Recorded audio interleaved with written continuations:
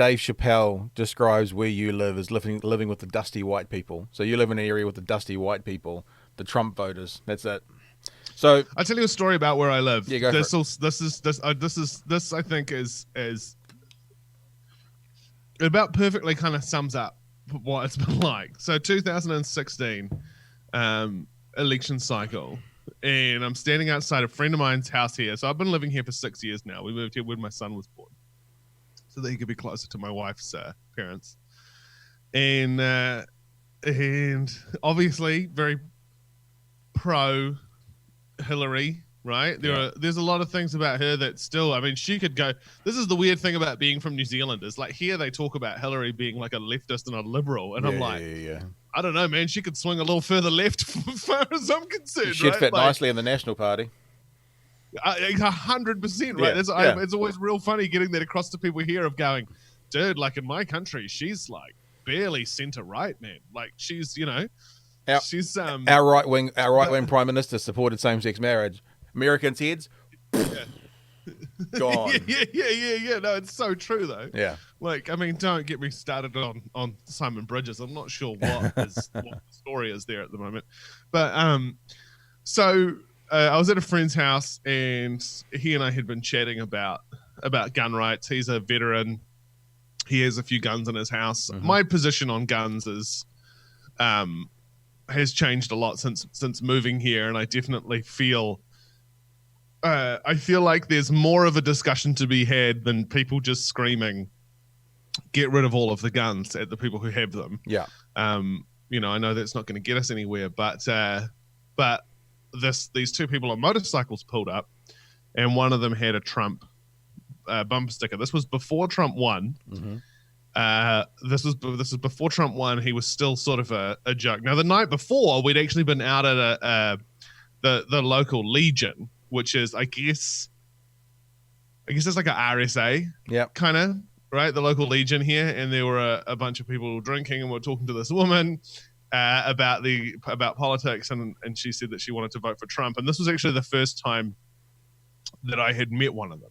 That I'd met one of the people that liked him. This was before. I think this was before he was even the Republican nominee. Sounds like your white rhino. I saw one in the distance, and finally I came across one.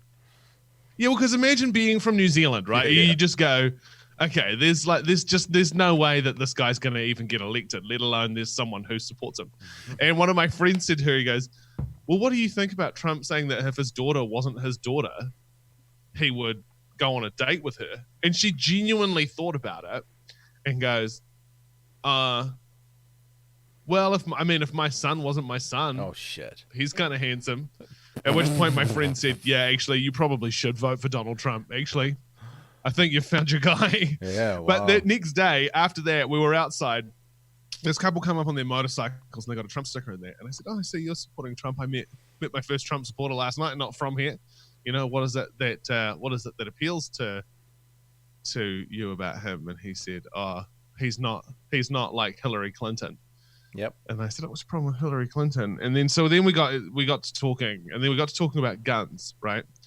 And I was kind of talking to him about, because he asked me what gun laws were in New Zealand. Mm-hmm. And I said to him, well, you know, like it's just restricted. Like I could own a hunting rifle in New Zealand if I wanted one. I could even own a pistol in New Zealand if I wanted one. But if I want to have one, I have to prove to the state that I would be responsible with it. And in the same way that like you have to prove to the state that you are responsible with a vehicle before they unleash you on a motorway with one. So I have to prove to the state that I know what I'm doing. I have to show them that I have a gun safe where I'll keep them. I have to show them that I know how to use it. You know, like I really essentially they just need to know that I'm not going to shoot myself in the face, and that my kid's not going to come and find it and shoot somebody with it. And that my whole reason for owning it is that are all correct and in order, right? Yep. So this guy, he goes, oh, yeah, well, my wife and I talk about that all the time. We think that it's way too easy to get a gun here, and that they give them to idiots who don't know how to use them. And we totally think that, you know, everyone should be able to have a gun, but if you're going to have one, you should learn how to use it. And I said, okay, so then you actually would probably be quite heavily on board with Hillary Clinton's policy on the Second Amendment? And he goes, no, I wouldn't. And I go, well, no, I mean, what she wants to do is less strict than what we have in New Zealand. She's basically saying all that, and you can have like a semi-automatic rifle as well, an AR-15 or whatever. You know, yeah, you can have. Well, I think for her, like a fully automatic would have been out of the question. Right. I think the AR-15 probably might have been out. I don't know. I'm not like a gun freak. I don't get horny over them, so I don't even know which ones do what. But like I said to this guy, I go, hey, look, dude, like what you want, Hillary wants to actually bring that in. Yeah. And he goes, no, she doesn't. She wants to take everyone's guns away. And I said, no, she doesn't, dude. She's actually really pro Second Amendment. She doesn't want to take your guns away at all. She just wants to, make sure that people who have them are going to be smart about it. Yeah.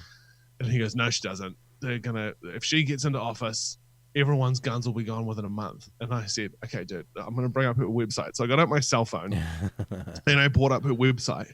And I said, right here, I have her position on the Second Amendment from her official website that I can show you right now. It's 4 paragraphs. I can read it to you. And he went, I'm not looking at that fucking bitch's website, okay? And I went, well, what are we doing here then, man?